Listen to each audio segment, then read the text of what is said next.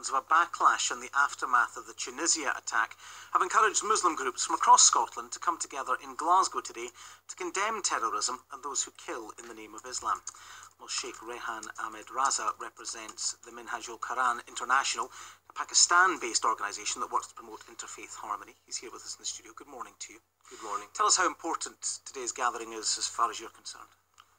Well, in terms of the press conference we have later on, it's very important as Muslim community to show our solidarity with the victims of the terror attack that took place in Tunisia, as well as France and Kuwait. And we want to make it clear that this is claimed to be in the name of Islam, but in reality it has no legal, constitutional or any justification according to the principles of Quran and the prophetic teachings and classical Muslim authorities. Some people have been critical in the past when there have been these atrocities. They believe that Muslims don't speak out enough about when it comes to condemning what is going on there. How easy is it for the Muslim faith to condemn in this way?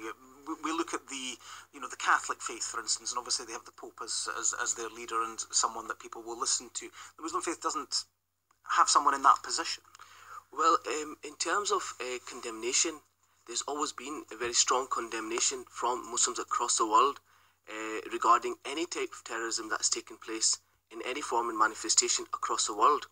And one of the leading scholars of the Muslim world who issued a legal edict against terrorism and suicide bombing, his name is Sheikh Dr. Tahul Qadiri, who gave a religious edict against the suicide bombings and terrorism and explained the fact that the people who carry out or perpetrate acts of terrorism in the name of Islam have no legal justification according to the principles of Quran and the teachings of Prophet Muhammad, peace be upon him. But how do you think ordinary Muslims view all of this? Because obviously, as I say, there are some people who believe there isn't enough condemnation, but is it fair to ask ordinary Muslims to condemn all of the time? Because this, I presume they believe, is not carried out in their name. First of all, as it's stated that they've hijacked the teachings of Islam, so they do not represent Islam. So Muslims do not feel they're not apologetic, but they want to make it clear that people who have hijacked the faith, they are getting a lot of media coverage. For example, Daesh. This is a terrorist cult that has hijacked the teachings of Islam for their own political gains.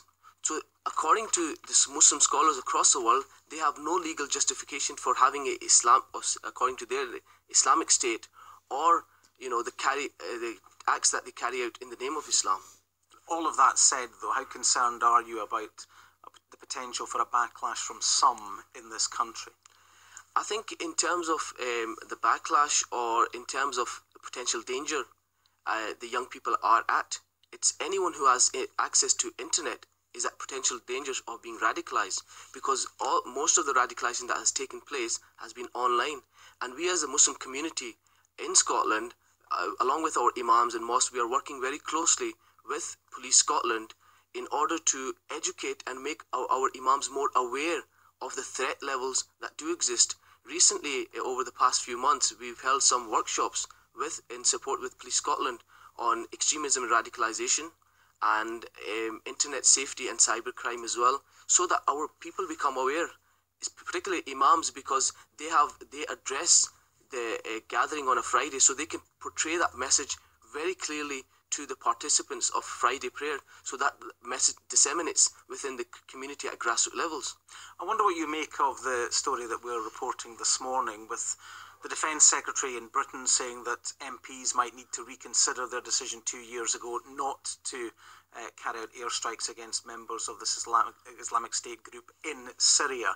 Because in the past we've been told that part of the reason for radicalisation is British intervention in the Middle East.